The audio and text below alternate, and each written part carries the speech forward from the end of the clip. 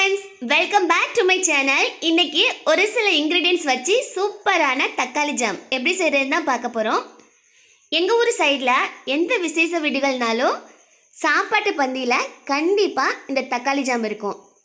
இதோட டேஸ்ட்டு ரொம்பவே ஜாஸ்தி, செய்கிறதும் ரொம்பவே ஈஸி. வாங்க எப்படி செய்யுதுன்னு பார்த்துடலாமா? அதுக்கு இன்றைக்கி நான் ஒரு 1/2 கிலோ அளவுக்கு நல்ல பழுத்த தக்காளி பார்த்து எடுத்து வச்சுருக்கேன். இந்த தக்காளியை நல்லா 2-3 டைம் நல்லா வாஷ் பண்ணி எடுத்துக்கோங்க. அதுக்கப்புறமா கொஞ்சமாக தண்ணி சேர்த்து அதை அப்படியே ஒரு 5 நிமிஷத்துக்கு நல்லா வேக வச்சு எடுத்துக்கோங்க. இந்த தோல் அழகாக வெடித்து வந்துருச்சுன்னா அப்படியே ஸ்டவ் ஆஃப் பண்ணிவிட்டு ஆற வச்சுருங்க. ஆறினதுக்கப்புறமா இதை சின்ன சின்னதாக கட் பண்ணி நீங்கள் மிக்சியில் அரைச்சி சேர்த்துக்கலாம்.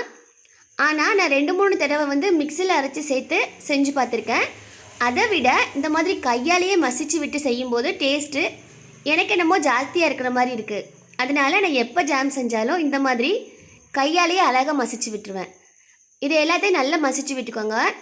உங்களுக்கு நைஸாக வேணால் நீங்கள் மிக்சியில் அரைச்சி எடுத்துக்கலாம். அதுக்கப்புறமா இதை ஒரு கப்பில் மெஷர் பண்ணி எடுத்துக்கோங்க. நீங்கள் எந்த அளவுக்கு தக்காளி எடுக்கிறீங்களோ அதே அளவுக்கு சீனி எடுக்கும்போது அதோட அந்த சுகர் லெவல் கரெக்டாக இருக்கும். இந்த தக்காளியையும் சீனியையும் நல்லா ஒரு தடவை மிக்ஸ் பண்ணி அப்படியே அடுப்பில் வச்சுருங்க. அடுப்பை நல்லா ஹை ஃப்ளேம்லேயே வச்சுக்கோங்க. வச்சுட்டு ஒரு 5-10 நிமிஷம் அப்படியே நல்லா தலைன்னு கொதித்து வந்ததுக்கப்புறமா கொஞ்சமாக அடுப்பை லோ ஃப்ளேமில் வச்சுக்கோங்க.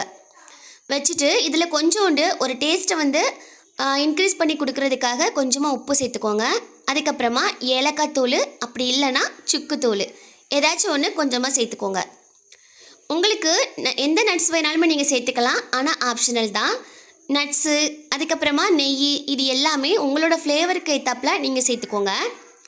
இன்றைக்கி நான் ஒரு 1/2 டீஸ்பூன் அளவுக்கு நெய் சேர்த்துருக்கேன். அதுவும் கொஞ்சம் நல்லா வற்றி வந்ததுக்கப்புறமா ஒரு டேஸ்ட்டு கூட்டி கொடுக்கறதுக்காக கொஞ்சோண்டு உப்பு, அதுக்கப்புறம் ஒரு 1/2 டீஸ்பூன் அளவுக்கு நெய், அப்புறமா கொஞ்சம் ஒரு 10-15 முந்திரி பருப்பை நெய்யில் நல்லா ரோஸ்ட் பண்ணி அதையும் இது கூட சேர்த்துருக்கேன். நமக்கு இது ரெடி ஆகிடுச்சான்னு பார்க்குறதுக்கு நல்லா அந்த பபிள்ஸ் எல்லாம் கொஞ்சம் அழகாக அடங்கி ஒரு திக்கான கன்சிஸ்டன்சி வந்ததுக்கப்புறமா அப்படியே ஸ்டவ் ஆஃப் பண்ணி அதை ஆற விட்டுருங்க. நமக்கு பார்க்குறதுக்கு கொஞ்சம் இந்த லூஸான கன்சிஸ்டன்சி இருக்க மாதிரி தான் இருக்கும், ஆனால் அது நல்லா ஆறினதுக்கப்புறம் சூப்பராக திக்காக ரெடியாகி வந்துடும். இதை விட இன்னும் கொஞ்சம் டைம் விட்டோம்னா அல்வா மாதிரி கட்டியாயிரும். அவ்வளோதாங்க, எங்கள் ஊர் ஸ்டைலில் மணக்க கல்யாண வீட்டு தக்காளி ஜாம் ரெடி. இதை நீங்களும் செஞ்சு பார்த்துட்டு ஃபீட்பேக்கை கமெண்டில் சொல்லுங்கள். வீடியோ பிடிச்சிருந்துச்சுன்னா லைக் அண்ட் ஷேர் பண்ணுங்கள். மறக்காமல் சேனலை சப்ஸ்கிரைப் பண்ணிடுங்க.